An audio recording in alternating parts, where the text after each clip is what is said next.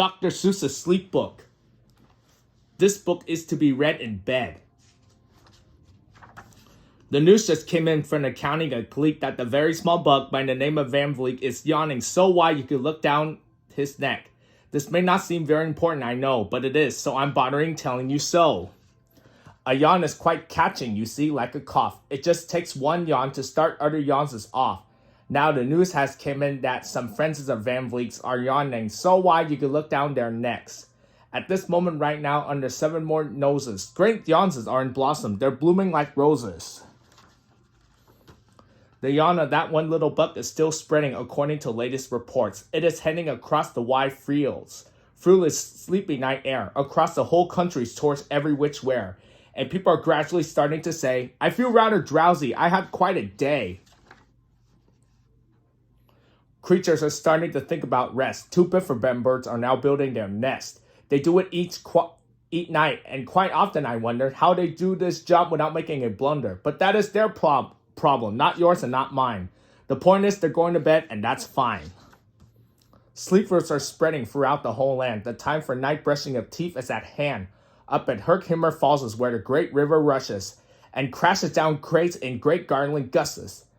The Herkimer sisters are using their brushes. Those fall are just granted for toothbrushing beneath, if you happen to be up that way with your teeth. The news just came in from the castle of Croc that the lights are all out and the drawbridge is up. And the old drawbridge drawer just said with a yawn, my drawbridge is drawn and it's going to stay drawn until the milkman delivers the milk about dawn. I'm going to bed now, so nobody better come round with a special delivery letter. The number of sleepers is steadily growing. Bed is where more and more people are going. In Culpeper Springs, in the Stiltwalkers' hall. The Stiltwalkers' stilts are all stacked on the wall. The Stiltwalkers have called it a day. They're all tuckered out and they're snoozing away. This is very big news. It's important to know, and that's why I'm bothering telling you so. Way out in the west in the town of Merdent, the Hicklehorn Honking Club just went to bed. Every horn has been quietly hung on a hook for the night in its own private Hicklehorn nook. All this long happy day they've been honking about and the Hicklehorn honkers have honked themselves out. But they'll wake up quite fresh in the morning and then they'll start right in the Hicklehorn honking again. Everywhere creatures are falling asleep. The collapsible frames just collapse in a heap. And by adding to the frame to the others as before, I am able to give you the Who's Asleep score.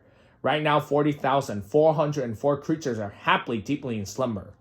I think you'll agree that's a whooping fine number. Counting up sleepers, just how do we do it? Really, quite simple. There's nothing much to it. We find out how many, we learn the amount. By audio tally or count. On a mountain halfway between Reno and Rome, we have a machine in a plexiglass dome, which listens and looks into everyone's home. And whenever it seems a new sleeper go flop, it jingles and lets a new big jail ball drop. Our chap counts these balls as they plunk in the cup, and that's how we know who is down and who's up. Do you talk in your sleep? It's a wonderful sport, and I have some news of this sport to report. The world champion sleep talkers is Joe and Moff Resolve. Had just gone to sleep and are talking their heads off for 55 years now. Each chattering brothers has blobbed it and globbed it all night to the other.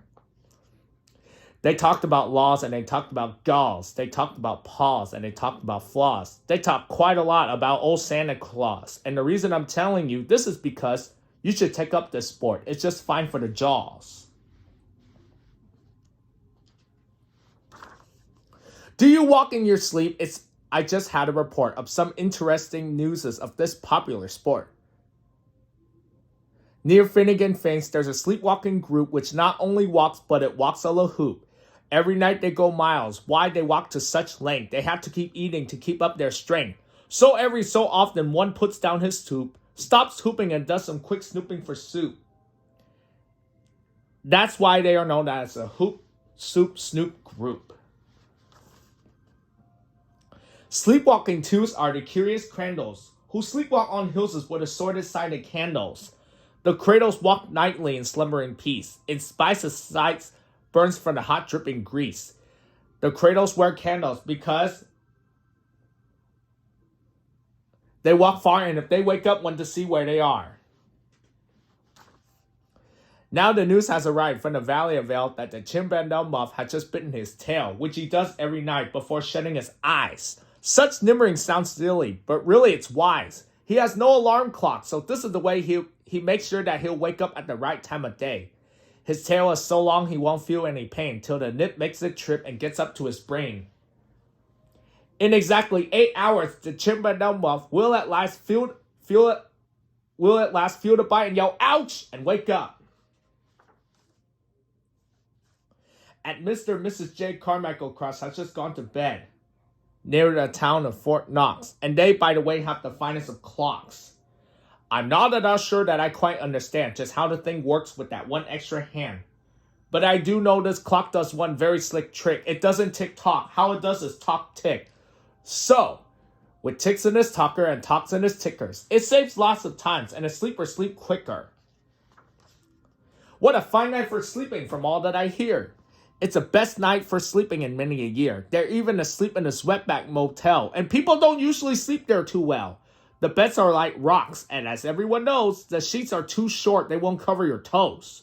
So if people are actually sleeping in there, it's a great night for sleeping. It must be the air. It's a great night for snores. I just had a report of some boys who are tops in this musical sport. The snoriest snorer in all our fair land are Snore McPhills and the Snore Snort Band. This band can snore Dixie and old swinging river, so loud it will make 40 elephants a shiver. The loudest of all of the boys is McPhills. He snores with his head in a 3-gallon pail. So they snore in a cave 20 miles out of town. If they snore closer in, they will snore the town down. Do you know who's asleep out in Funa Laguna? 2 very nice Funa Laguna Babuna. We added them into our Who's Asleep count, which has grown to a really amazing amount. Exactly 8,808,000 creatures are sleeping now. Isn't that great? A jet is in bed, and the bed of the jet is the softest of beds in the world. It is said he makes it from pom-poms he grows on his head. And he's sleeping right now on the softest of fluff, completely exhausted from growing the stuff. The news has came in from the district of Doffs that 2 officers are asleep and they're sleeping aloft. And how are they able to sleep off the ground? I'll tell you. I weighed one last week and I found that an off is so light he weighs minus 1 pound. A moose is asleep, he is dreaming of moose drinks. A goose is asleep, he is dreaming of goose drinks. That's well and good when a moose dreams of moose juice. And nothing goes wrong when a goose dreams of goose juice. But it isn't too good when a moose and a goose starts dreaming they're drinking the other one's juice. Moose juice, not goose juice, is juice for a moose. And goose juice, not moose juice, is juice for a goose. So when goose gets a mouthful of juices of mooses, and moose gets a mouthful of juices of gooses, they always fall out of their beds with screaming screams. So I'm warning you now, never drink in your dreams. Speaking of dreaming, I think you should note that the Bumbletube Club is now dreaming afloat. Every night they go dreaming down Bumbletube creeks, except for one night every 3rd or 4th week, when they stop for repairs cause their Bumbletubes leak. But tonight they're afloat, full of dreams and full of bliss, and that's why I'm bothering telling you this. At the fork of a row in the Vale of Vavot, 5-foot weary sailmen had laid down their loads. All day they raced round in the heat at top speeds, unsuccessfully trying to sell zippers off seeds, which nobody wants because nobody needs. Tomorrow will come, they'll go back to their chores. They start on the road, zippers offing once more, but tonight they've forgotten their feet are so sore, and that's what the wonderful nighttime is for. Everywhere creatures have shut off their voices. They're all gone to bed in the beds of their choices. They're sleeping in bushes. They're sleeping in crannies. Some on their stomachs and some on their fancies. They're peacefully sleeping in comfortable holes. Some even on soft touch barbershop poles. The number of sleepers is now past the millions. The number of sleepers is now in the billions. They're sleeping on steps and on strings and on floors, in mailboxes, ships, and the keyholes of doors. Every worm on the fish hook is safe for the night. Every fish in the sea is too sleepy to bite. Every whale in the ocean has turned off to sprout. Every light between here and 5 Foodles is out. And now adding things that we are way beyond billions. Our Who's Asleep score is now up in the zillions. 99 zillion, 9 trillion, and 2 creatures are sleeping. So how about you? When you put out your light, then the number will be 99 zillion, 9 trillion, and 3. Good night. The end.